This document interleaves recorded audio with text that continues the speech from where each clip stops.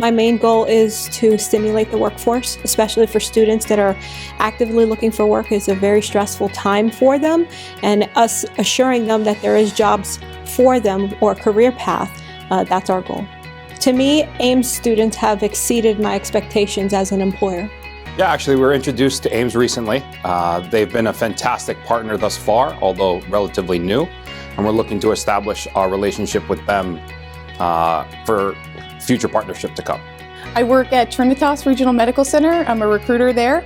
We are a medical center in downtown Elizabeth. We are an acute care facility.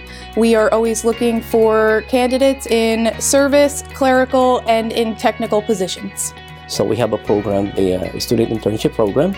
So we have 5 student interns from Ames, and we are really happy with how they perform. There's candidates here, they're already coming through, and they have EKG training, and they have phlebotomy training, and they have patient care training, and they're going through their internship. So for me, that's what I look for. We call them lifers, and people who can just come in, hit the ground running, and start working in a CCT position. So my departments love that they're coming in with the skills and training. So we are a medical laboratory, so we look to hire in all positions. So either we do billing, data entry, accessioning.